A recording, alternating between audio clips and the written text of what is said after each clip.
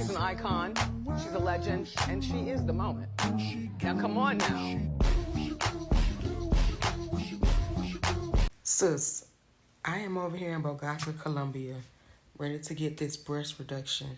And I have been scrolling TikTok and I'm trying to see what's going on because I'm seeing videos that are telling y'all to properly vet these men. But then I'm seeing in the comments that people are asking questions. Well, what are vetting questions? Well, what is vetting?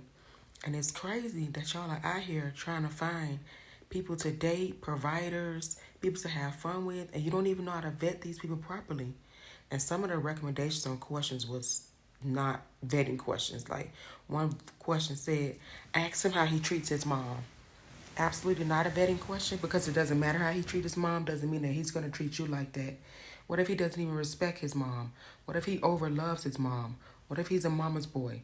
That's what I'm saying. That does nothing for you, determining his character, determining his visions and goals for you, and determining if he's generous. So don't worry about that. That's the wrong vetting question. But right now, I'm about to tell you what vetting is and the proper questions for you to ask while vetting. Understand that vetting is the process of carefully examining or evaluating someone to determine their credibility, reliability, or suitability for your life.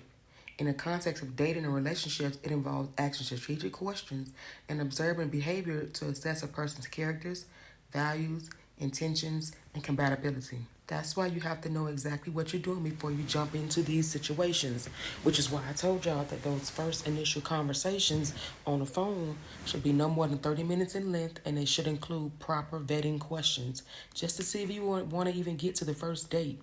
It's about gathering enough information to make informed decisions about whether to pursue or continue a relationship with this person. Now, when you're vetting someone in the context of dating and adding them to your roster, you want to look for the following key areas, starting with the character and integrity. Here, you want to look for consistency in his actions and words. Do his words align with his actions? You want to also look for honesty and transparency. Is he being truthful, especially about uncomfortable topics? You want to delve into moral values and principles. Do they align with yours? You want to look at his emotional regulation. How does he handle stress, anger, disappointment? You also want to go to next in his communication style. Is he an active listener? Does he genuinely engage in conversation and listen to you? Does he have great conflict resolution skills? Can he discuss disagreements maturely without being defensive or manipulative? Is he emotionally available? Is he open to sharing his feelings and thoughts with you? Next, you want to go into his vision and ambition. What are his life goals and ambitions? Does he have a clear sense of direction? You want to know his growth mindset.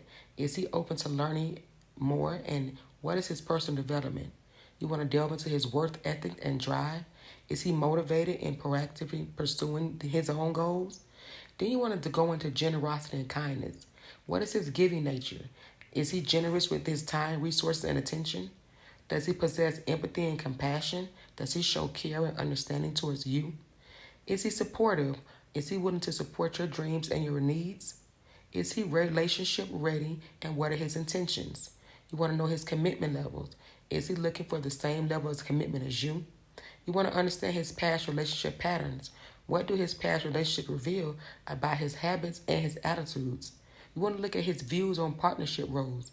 Are his views in relationship roles compatible with yours? Then you want to delve into his social circle and environment, starting with his choice of friends. Are the friends positive influences or negative distractions? You want to talk about his family dynamics. How does he interact with his family, and what were the values that he was raised with, and how do they align with yours? You also want to go into the social behavior. How does he treat service staff, strangers, others, because that is very important, and does he always feel the need to impress? Next is his financial attributes and responsibilities. How good is he with money management? Is he responsible with his finances? You want to go into the generosity, or is he stingy? Does he have a balanced approach to spending and giving? You want to ask him about long-term financial goals. Are the financial goals compatible with yours? You want to talk about his lifestyle and compatibility. What are his hobbies and interests? Does he share similar interests or open to exploring the interests that you have? You want to talk about his health and wellness. Does he prioritize physical health and mental health? His daily habits and routines. Are y'all lifestyles even compatible? So I just touched on the key areas that you're going to be looking for while you're vetting. But right now, here are the 3 areas of questions that you can ask to uncover his character, his vision, and his generosity. For character, ask questions like, can you describe a time when you had to make a tough decision and how did you handle it? Another question you can ask is, how do you typically resolve conflicts with friends or family, which is very important in conflict resolution. You want to ask him what's his ideal of integrity and how does he practice it daily. Have you ever had to apologize for something insignificant? How did you go about doing it? That's very important to him to accept accountability. You want to know about his loyalty. What do loyalty and trust mean to you in a relationship?